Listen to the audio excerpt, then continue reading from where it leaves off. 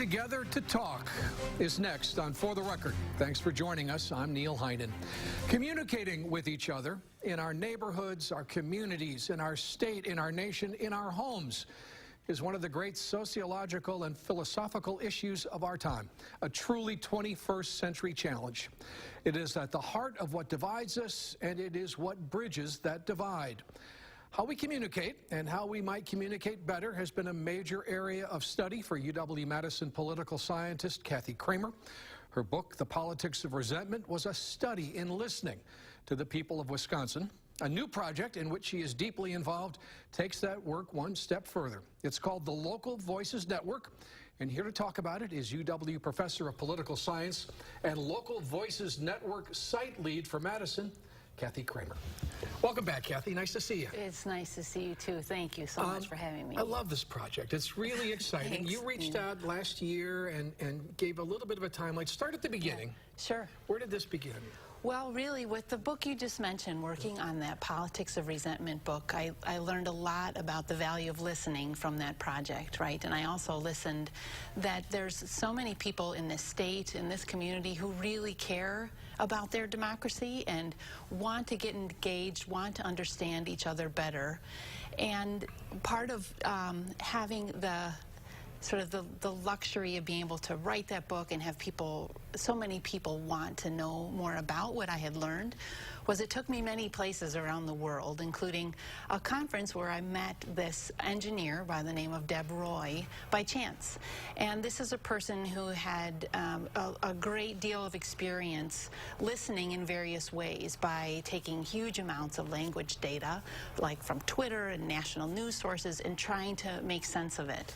And when we met, we both had this shared concern about the direction of our democracy and really the not very healthy way in which we were talking and really not listening to one another. Remind me, did he hear you talking about your project, or did you hear him talking about what he was doing? He heard me talking that's what about I thought. my project. And he said, I need to talk to you more about Yeah, he basically said, doing. who are you? Yeah.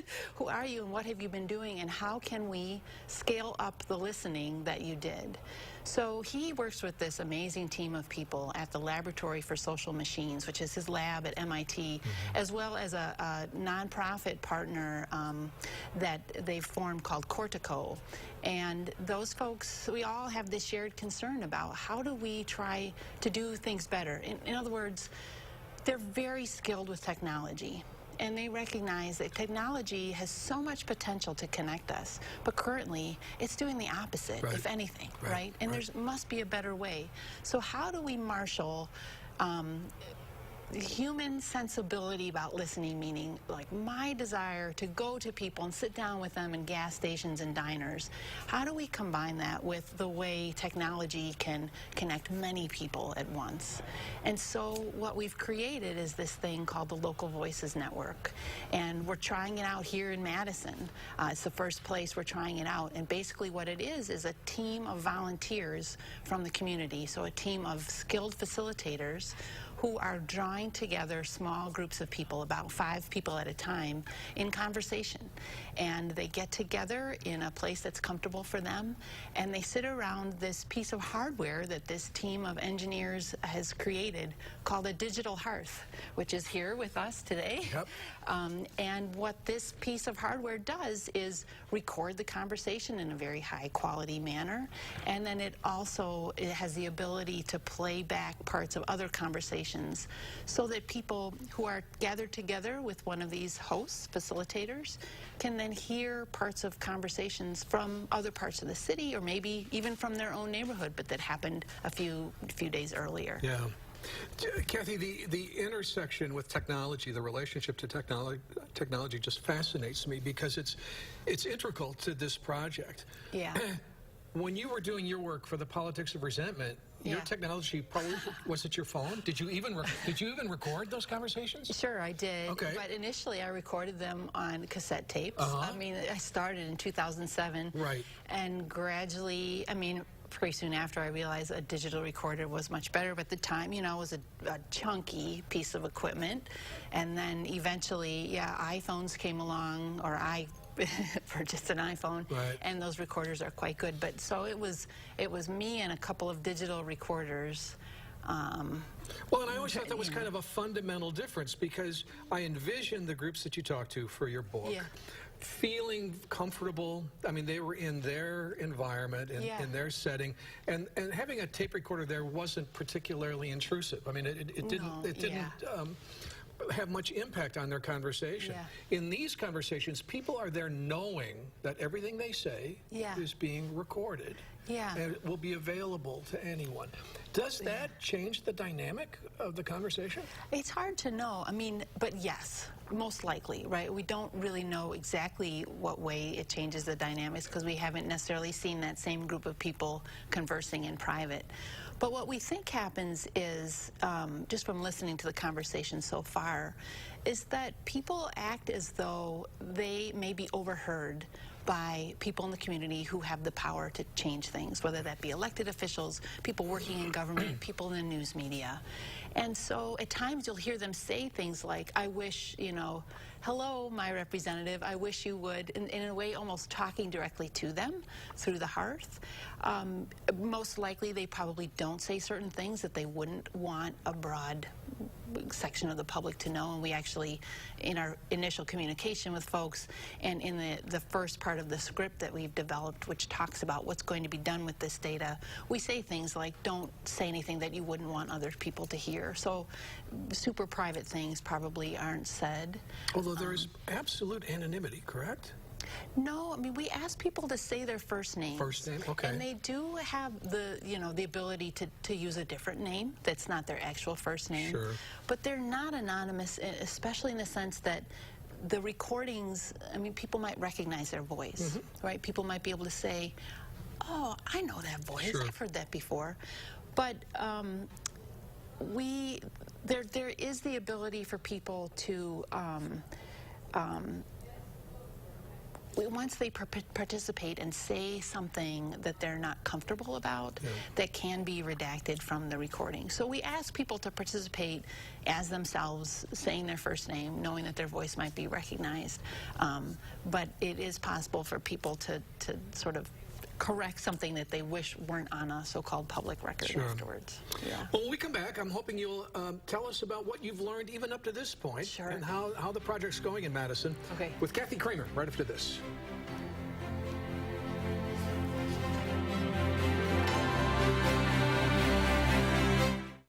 For the Record, sponsored by MG&E, your community energy company.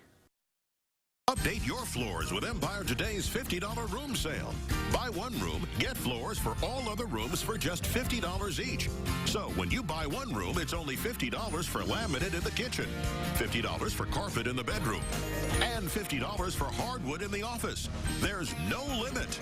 Buy one room, and it's $50 for floors in each additional room. Schedule now. 800-588-2300 Empire. Today. Gobin Cars is having the largest winter sale ever. With no money down, you can buy 2015 Kia Fortes, Nissan Altimas, and Ford Fusions for only $10,995 or $175 per month. That's right. 2015 Kia Fortes, Nissan Altimas, and Ford Fusions for only $10,995 or $175 per month. We're family owned and operated for over 40 years. Just one more reason, Gobin Cars is the place to buy your car. Just ask for Don the Deal Man Gobin Or Crystal the Pistol Gobin. You gotta go to Gobin, GobinCars.com. 5,000 years of Chinese music and dance in one night. Incredible, groundbreaking, a cultural phenomenon. A must-see. Shenyun. Coming to Overture Center for the Arts, May 7th and 8th. Tickets at shenyun.com/Madison or call 800-800-4410.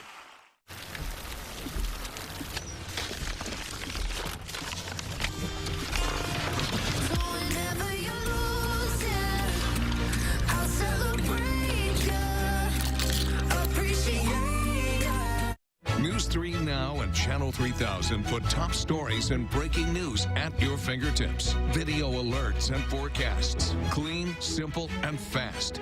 Download the Channel 3000 app today. My guest is UW-Madison political scientist Kathy Cramer, who is involved with a new project called the Local Voices Network. And the box in front of us is a big part of the Local Voices Network. It is an effort to have people talk to each other, to record those conversations, to make those conversations available, and maybe, just maybe, help us communicate a little bit better, which seems so important these days, Kathy. And I'm just kind of curious, in terms of the context of this, as you and the work that Deb's doing at MIT, the work that you're doing, and this sort of shared sense, I think, that our communication is it's not always in a great place right now. Right. And that we're not doing a great job communicating each other. We're not doing a great job at all of listening to each other. Right.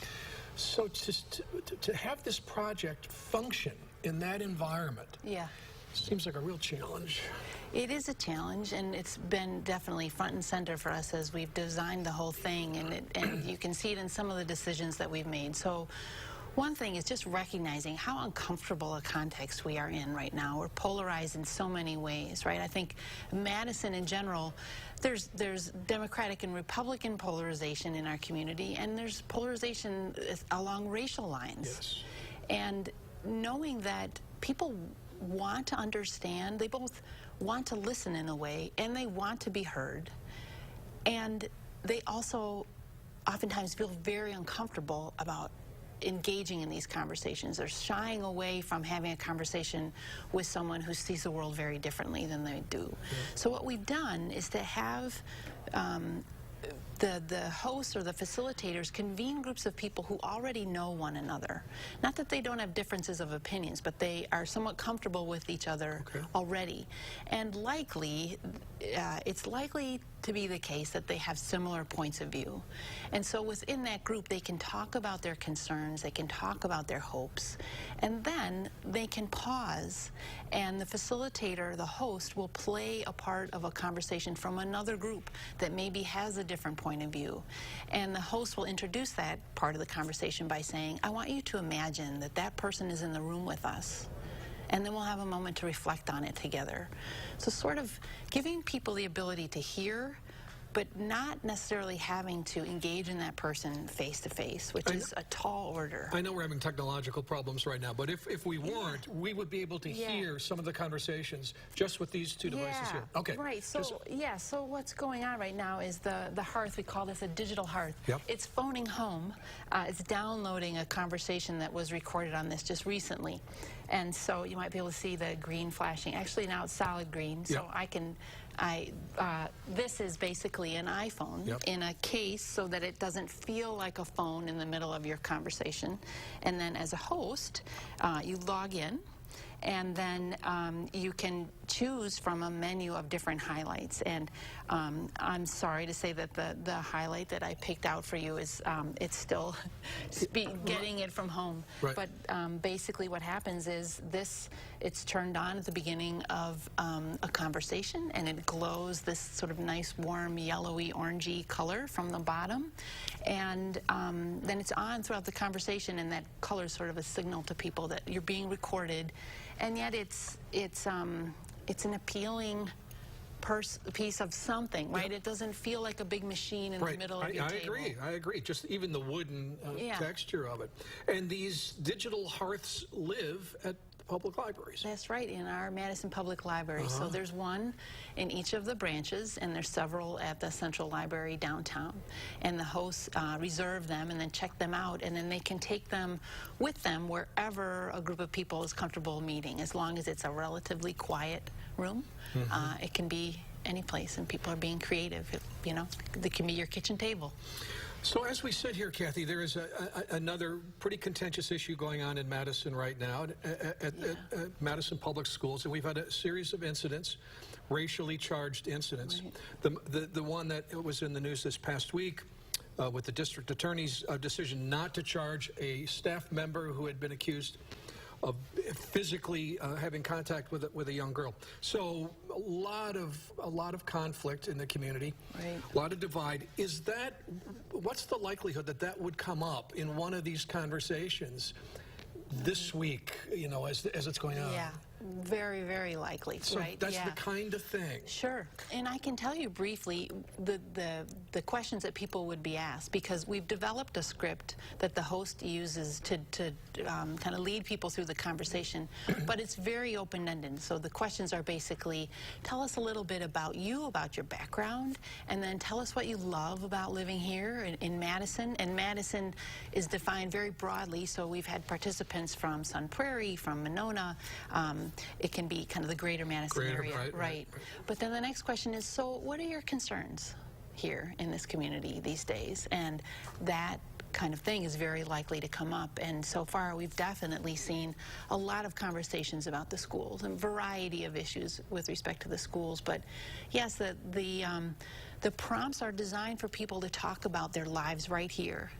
And it's different than many directions that our conversations normally go. Say, when you're gathered with a group of friends, sometimes they'll go to the national news and people will gripe about this or that depending on their leanings.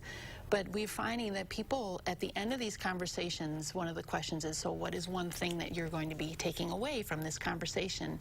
And typically, at least one person in the group says, I really appreciated the chance to have this conversation, to hear your story, to be able to talk about my life right here. It's so different than the kind of conversations that we have. And one gentleman at a recent conversation that took place at basically a dinner party, a Saturday night dinner party, said, you know, this is so different than the way a conversation goes typically at a dinner party, where we get into our ruts, we sort of have the thing that we typically say and we try to get a word in edgewise.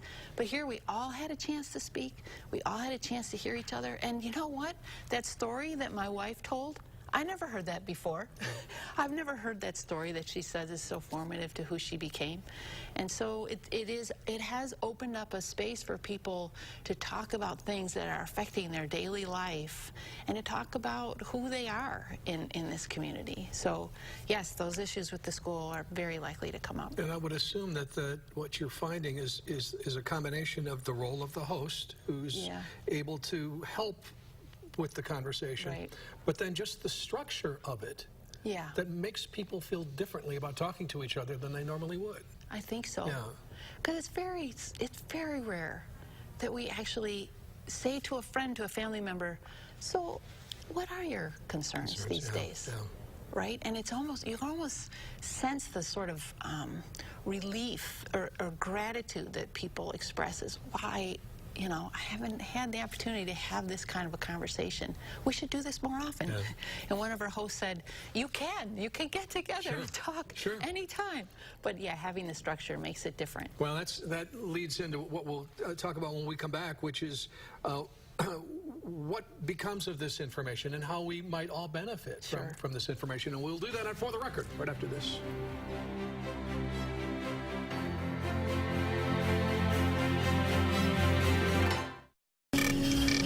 This is an exciting time in the energy industry. The world is changing, and we want to work toward common goals. Toward a cleaner energy future, driven by innovation, powered by working together. By working with customers, we provide customers what they want. MG&E is your community energy company for the future, powering our community, sharing your values, partnering to meet your needs. Visit Energy2030together.com to create a more sustainable future together. I'm Gary Canulty, inviting News 3 Now viewers to join me on a fabulous tour to Normandy, London, and Paris, October 7th through the 17th. Enjoy a Thames River cruise, city tour, and Imperial War Museum in London. We'll also view the Pointe du Hoc Ranger Monument, tour the Paratrooper Museum, and see the Tapestry of Bayeux before exploring the Louvre Museum in Paris. Our tour includes all airfare, deluxe hotels, and more. Call Holiday Vacations at 1-800-826-2266. Get double. Double? Yeah, double. Double your tax return. Right now at Mad City Mitsubishi. Buy any vehicle, new or used, and we'll do your taxes plus double your return, up to $2,500. Or you can get a minimum of $4,016 for the old crap you're driving. Plus a 30-year, 300,000-mile warranty on new and used vehicles. Don't forget about credit amnesty. If you bring home $350 a week, you could get $30,000 in credit. Double your tax return. Up to $2,500 at Mad City. Mad City Mitsubishi. For 2 decades, News 3 Now and Channel 3000 have paid tribute to top-notch teachers nominated by our viewers. Every month, we spotlight and salute an area teacher, and we want to hear about your favorite. If you know a teacher who deserves to be recognized as a top-notch teacher, send us a letter, an email, or nominate a teacher at channel3000.com. Top-notch teachers, sponsored by Lazy Boy Home Furnishings and Decor. It doesn't matter if the company's big or small. Consumer Reports is warning us any breach affects our personal information. And we're talking sleep first thing in the morning and what a lack of it means for you and your kids. We'll hear from an area expert on shut-eye Monday morning.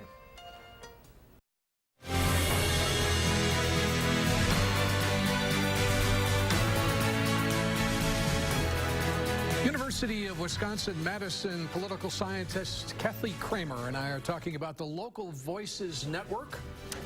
Kathy is the Madison site lead for the Local Voices Network. And just in terms of people who are interested in this, Kathy, Sure. What are the entry points to this? Is it pretty ongoing? What's the structure for getting involved? So anybody who's interested can go right now to lvn.org and just scroll down to the Learn More About Madison button, and they can volunteer to be a participant in the conversations currently, and then we'll sort them into a conversation as soon as possible. Or if they have facilitation skills, they can volunteer to be a host, one of the people who runs these conversations. So that's one point of entry. Are there minimum commitment levels for both of those? The participant, we ask for about 75 to 90 minutes of your time. Show up to a conversation, be your true self, engage with other people around the table. And to decide at that point if you want to do another one? Yeah. Okay. And people can engage in more than one, for sure. Okay. And we also encourage people to say, invite your friends, invite other people who you think might want their voices heard as well. But when you first express an interest, you're not signing up for 6 months of weekly. No. Okay. Yeah, one time. Okay. And if you want to be a facilitator or a host, those terms we use interchangeably, we ask you to go through a 2.5 hour training and then agree to host 3 conversations over a period of roughly 3 months. So it's a commitment, but people do not have to commit for a super long term. But having said that, we expect to be here in Madison doing this for the long term. We want it to be an ongoing effort, and especially now after a month in, the enthusiasm around the conversations and the gratitude and the interest that the participants are showing, it's clear that there's a real hunger for this kind of thing. And we hope to be expanding out to other parts of the state very soon, hopefully over the summer, so that we can be listening to each other across the state as well. You know, I might be wrong. I hope I'm not, but there's also a hunger to hear what other people are talking about, even people who are not participating. And you know, I see the role of the media in some of this, but how do we share these conversations so that people might maybe get inspired? Sure. Well, currently, if you are a participant, you can then, one thing I guess I haven't talked about at all is that there's this amazing online browser for the conversation. So once they're recorded, you can literally listen in to your own conversation and other conversations. And it's an amazing tool in that you open up a conversation and there's a kind of a digital display of the conversation. You can see the first names of the participants along the left side of the page, and then across the page is sort of, it's a ribbon that basically shows who was talking when in the conversation, and then above the ribbon it tells you what they were talking about. And now you can search across all the conversations to see, okay, which groups were talking about education. And it will sort of tell you which conversations, and you can easily see visually at what point in the conversation were they talking about education. So it's a way for people who are engaging with the network, by that I mean the hosts or the participants, to log in and hear and see the full transcript for themselves. And so there's great potential, as you and I have talked about, for local media as well, right? Because it's an amazing ear to the ground. It's an amazing way to say, what is public opinion in Madison right now? And it's not a poll. Instead, what you get is sort of the texture of people's concerns and hopes, right? You get to see the way that they're talking about things and hear it for yourselves. So we're really excited about that part of it too, for local journalists to be able to say, what are people talking about, and maybe generate stories that way, but maybe even to follow up with some of these voices and say, can I talk with you more about that story you told? Because that's really important. We want to know more about what's going on in your part of the city. And we just have a minute left, Kathy, but this is happening right now with a spring election coming up. Have you noticed any impact on that? Yeah, I don't know if we've noticed impact, but we definitely, what you notice is the level of concern that people have about this community, everything from their high hopes for what this community can be in the future to their deep connection to this place and their love of everything we have going for us, despite our many issues that we're struggling with currently, as we've talked about. So what do you think, 6 months we come back and do this again? And, sure. And that'd be a good time frame to I'd love to do an update? Yes, I'd love to. Kathy Cramer, thanks very much. Thanks for having me. We're going to come back and wrap up For the Record right after this.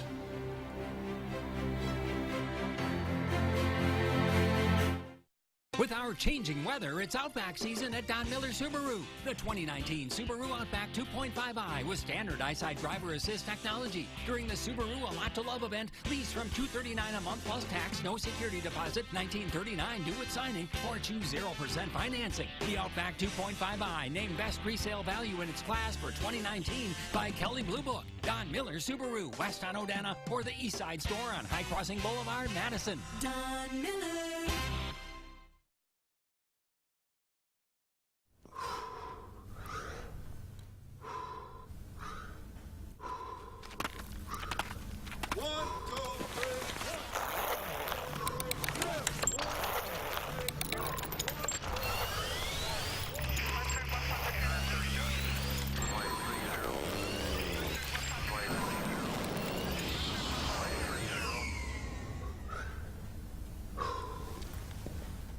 Hi, I'm me. And that's me 30 days ago before I switched to Spectrum. With Spectrum TV, I get tons of HD and thousands of titles free on demand. With satellite, I have to have special equipment to watch on demand, plus that dish on my roof. Get Spectrum TV and Internet from $89.98 a month. Call 833-271-8998. Spectrum Internet delivers speeds of 200 megabits, so I can surf, my wife can stream, and the kids can game. All at once. Our internet can't keep up with all our devices, so I schedule all of our online time.